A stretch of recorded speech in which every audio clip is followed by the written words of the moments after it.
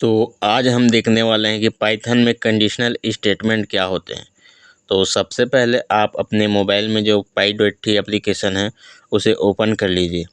उसके बाद आपको क्या करना है, यहाँ पे जो फाइल वाला ऑप्शन दिखाई दे रहा होगा आपके राइट साइड में, हाँ टॉप राइट साइड में, वहाँ पे क्लिक करने के बाद न्यू वाले ऑप्शन पर क्लिक कर लीजिए और एक नई फाइल बना लीजिए। ठीक है। और मैं आपको एक कमेंट के बारे में बताया था कि पाइथन में कमेंट क्या होते हैं। तो अगर आप हैशटैग का यूज़ करते हैं तो वो जो है पाइथन में एक प्रकार का कमेंट हो जाता है। कमेंट का मतलब ये है कि जैसे आप कुछ भी इसमें टाइप करते हैं तो ये जो है आपके प्रोग्राम में कोई भी इफ़ेक्ट नहीं डालेगा। आपका प्रोग्राम जो है बिना किसी एरर के सक्सेसफुली चलेगा। ठीक है। तो मैं यहाँ पे जो हमारा टॉपिक है आज का उसी ही टाइप कर देता हूँ। तो आज का हमारा टॉपिक जो है कंडीशनल स्टेटमेंट है। ठीक है। तो मैं यहाँ पे टाइप कर दे रहा हूँ। यहाँ पे कोई स्पेलिंग मिस्टेक भी हो सकती है, तो मैं इसे टाइप करके आपको आज का टॉपिक समझाने वाला हूँ। ठीक है। आप भी ऐसे प्रैक्टिस कर सकते हैं अपने py.t एप्लीकेशन में। यह कमेंट जो है कोई इफ़ेक्ट नहीं डालेगा आपके प्रोग्राम में, क्योंकि ये ग्रीन हो चुका है, क्योंकि हमने इस पर हैशटैग लगा दिया है। अगर सबसे पहले कंडीशनल स्टेटमेंट की बात करूं तो वो है इफ़ का मतलब होता है अगर या फिर होता है यदि, है ना। इफ़ का हिंदी में जो है अनुवाद ये होता है अगर या फिर यदि। ठीक है। तो अगर कोई कंडीशन है तो वो ट्रू होगी तो वो इफ़ के अंदर आएगी, नहीं तो वो किसके अंदर आएगी, एल्स के अंदर। तो मैं बता रहा हूँ, एल्स को भी बताऊँगा। तो जैसे ही मैंने यहाँ पे इफ़ टाइप किया, ये जो है ब्लू हो गया। ये कुछ स्पेशल कैरेक्टर होते हैं पाइथन में, इन्हें कहते हैं हम पाइथन रिजर्व्ड वर्ड। इन्हें आप जो है वेरिएबल की तरह यूज़ नहीं कर सकते। ये जो है टोटल 35 रिजर्व वर्ड है पाइथन में, रिजर्व वर्ड, जिन्हें आप जो है किसी वेरिएबल की तरह यूज़ नहीं कर सकते। ये फिक्स वर्ड नहीं, ये किसी उद्देश्य के लिए पाइथन में बनाए गए हैं। तो इसे यूज़ करने के लिए मैं आपको बता दूं क्या होते मतलब कैसे यूज़ करते हैं आज। तो सबसे पहले आप एक वेरिएबल असाइन करिए। कोई भी आप वेरिएबल ले सकते हैं। आपको स्मॉल कैरेक्टर या फिर हाई जो है अंडरस्कोर से ही इसको लेना होता है। तो मैं यहाँ पे a लेता हूँ 34 एक वेरिएबल। उसके बाद यहाँ पे मैंने इफ़ में एक कंडीशन दे देनी है। ठीक है। इफ़ में आपको एक कंडीशन दे देनी है, तो आपको कोई भी कंडीशन यहाँ पे अगर सूटेबल लगे उसे आप दे सकते हैं। जैसे कि मैं यहाँ पे देता हूँ लेस देन, यहाँ पे लेस देन करके मैं यहाँ पे एक नंबर टाइप करता हूँ। जैसे कि मैं अगर यहाँ पे टाइप करता हूँ 33 तो क्या होगा, ठीक है ना। तो उसको देखने के लिए मुझे यहाँ पे सेमी कॉलन देना पड़ेगा, मतलब कॉलन लगाना पड़ेगा। ब्रैकेट के अंत में एक प्रकार का कॉलन आता है, हाँ उस प्रकार का कॉलन जो मैंने लगाया उसी को आपको लगा देना है। उसके बाद जैसे आप एंटर प्रेस करेंगे ना तो ये जो है इंडेंटेशन हो जाएगा यहाँ पे, और जो है आपका जो कर्सर है कुछ स्टेप आगे आ जाएगा। देखिए यहाँ पे जो शुरू से आगे नहीं, शुरू के पास नहीं है, मतलब स्टार्टिंग से नहीं आया आपका कर्सर, कुछ स्टेप आगे आ गया है। इसे कहते हैं हम इंडेंटेशन। ठीक है। तो आप इंडेंटेशन का यूज़ करके यहाँ पे कुछ प्रिंट करना है आपको। ठीक है। तो आपको यहाँ पे टाइप करना होगा प्रिंट। तो प्रिंट टाइप करने के बाद आप इसमें कुछ भी प्रिंट कर सकते हैं। तो मैं यहाँ पे टाइप कर रहा हूँ प्रिंट। ठीक है। तो प्रिंट, जैसे कि प्रिंट करके मैं यहाँ पे ब्रैकेट लगा के, तो इसमें अगर मैं ब्रैकेट लगा देता हूँ तो उसके बाद जो है आप इसमें कोई भी स्टेटमेंट प्रिंट कर सकते हैं। याद रखें दोस्तों, जो नॉर्मली ब्रैकेट होता है वो इस प्रकार का होता है। हाँ, ये वाला टपल वाला ब्रैकेट है, आप इसे ही यूज़ करते हैं नॉर्मली। ठीक है। तो इसको अगर मैं यहाँ पे टाइप करता हूँ यू आर रॉन्ग, ठीक है ना।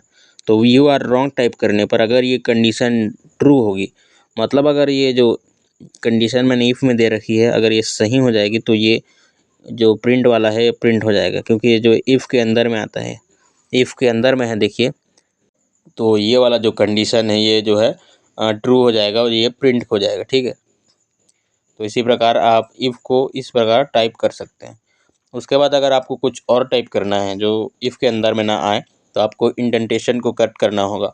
तो आप कट करिए, अब स्टार्टिंग तक आ जाइए कट करते हुए। 3 बार आपको कट करना है तो आप स्टार्टिंग तक आ जाएंगे। उसके बाद एल्स टाइप करने के बाद, तो एल्स को टाइप करने के बाद आपको यहाँ पे कॉलन लगा देना है। उसके बाद जैसे आप एंटर प्रेस करेंगे तो ये जो है इंडेंटेशन हो जाएगा। ठीक है ना। तो मैं यहाँ पे एंटर प्रेस कर देता हूँ। तो देखिए एंटर प्रेस करने के बाद यहाँ पे क्या होने वाला है। तो एंटर प्रेस करने के बाद जो आपका कर्सर है वो जो है 3 स्पेस आगे आ जाएगा, 3 या फिर 4 स्पेस यहाँ पे आगे आ चुका है। तो यहाँ पे अगर मैं कुछ प्रिंट करना चाहूँ तो मैं प्रिंट कर सकता हूँ। जैसे कि अगर मैं यहाँ पे प्रिंट करूँ, मैं यहाँ पे प्रिंट करने वाला हूँ प्रिंट और फिर ब्रैकेट, उसके बाद यहाँ पे मैं नंबर प्रिंट करता हूँ 7878। ठीक है। अगर आप इसे स्ट्रिंग के फॉर्मेट में लेना चाहें तो ले सकते हैं, क्योंकि नंबर है, आप इसे बिना स्ट्रिंग के भी प्रिंट कर सकते हैं। अगर ये नंबर नहीं होता तो आपको स्ट्रिंग ही लेना पड़ता। ठीक है ना। तो इस प्रकार आप इफ़ और एल्स के कंडीशन को अप्लाई कर सकते हैं। अगर मैं इस प्रोग्राम को रन करूं तो क्या होगा, ये देखने लायक होगा। ठीक है। ऐसा क्यों कह रहा हूँ मैं, क्योंकि देखिए यहाँ पे दिया गया है कि ए जो है 33 से छोटा है इफ़ कंडीशन में, है ना। अगर ये ट्रू होगा तो यू आर रॉन्ग प्रिंट करेगा, और एल्स वाली कंडीशन में जो है ये 7878 प्रिंट करेगा। अब अगर मैं इसे रन करता हूँ तो ये क्या प्रिंट करने वाला है, देखिए रन करने के बाद यहाँ पे प्रिंट हो गया 7878। ऐसा क्यों प्रिंट हुआ, चलिए मैं आपको बताता हूँ। तो यहाँ पे ऐसा इसलिए हुआ क्योंकि यहाँ पे हमने 2 कंडीशन अप्लाई की। मतलब एक कंडीशन में हमने ये बताया कि अगर ए जो है वो छोटा है 33 से तो प्रिंट करो यू आर रॉन्ग। ठीक है ना। और ये जो आप ए और 33 के बीच में यहाँ पे जो एक कैरेक्टर देख पा रहे हैं, ये कैरेक्टर है लेस देन का। ठीक है। लेस देन का मतलब होता है छोटा, है ना। तो अगर मैं इसे ग्रेटर देन कर दूँ तो क्या होने वाला है, देखिए अब वो वाली कंडीशन ट्रू हो गई और वो वाली कंडीशन प्रिंट हो गई यू आर रॉन्ग वाली। ठीक है। ऐसा क्यों हुआ, क्योंकि ए जो है 33 से बड़ा है। 34 33 से छोटा है या बड़ा है, आप कमेंट में बता दीजिए। ठीक है। ये जो कैरेक्टर आपको यहाँ पे दिखाई दे रहा है ये होता है ग्रेटर देन वाला कैरेक्टर, है ना। तो अगर मैं इसे लेस देन करता हूँ तो ये वाला उसके अपोजिट होता है, ये होता है लेस देन वाला कैरेक्टर। इसका यूज़ जो है पाइथन में बहुत होता है, तो आप इसे ध्यान में ज़रूर रखिएगा। अगर ग्रेटर देन करते हैं तो ऊपर वाली कंडीशन प्रिंट होगी, क्योंकि ये कंडीशन ट्रू हो जाएगी, क्योंकि ये जो है 33 से बड़ा है ना। ठीक है। अगर मैं इसे लेस देन करता हूँ तो नीचे वाली एल्स वाली कंडीशन प्रिंट हो जाएगी। तो इस प्रकार आपने देखा इफ़ और एल्स का यूज़ कैसे करते हैं।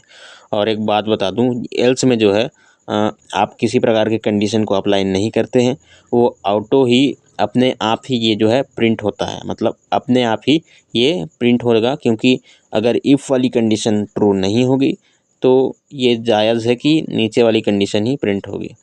ठीक है ना। अब मैंने इसमें इंडेंटेशन को जो है कट कर दिया है 3 बार कट दबा के। अब यहाँ पे मैं टाइप करने वाला हूँ एलिफ। एलिफ भी एक प्रकार का कंडीशन है। एलिफ जो है एल्स और इफ़ का जो है मिक्सचर होता है। ठीक है ना। तो एलिफ में आपको कंडीशन देना पड़ेगा, क्योंकि ये बिना कंडीशन के वर्क नहीं करता, क्योंकि ये सिर्फ एल्स नहीं है जो बिना कंडीशन के वर्क करेगा, ये एलिफ भी मतलब इफ़ भी है, इसीलिए ये जो है कंडीशन के ज़रिए वर्क करेगा। अगर मैं यहाँ पे a इक्वल्स टू 34 करता हूँ तो ये क्या प्रिंट करेगा। इसे प्रिंट करने के लिए हमें यहाँ पे भी इंडेंटेशन देना पड़ेगा।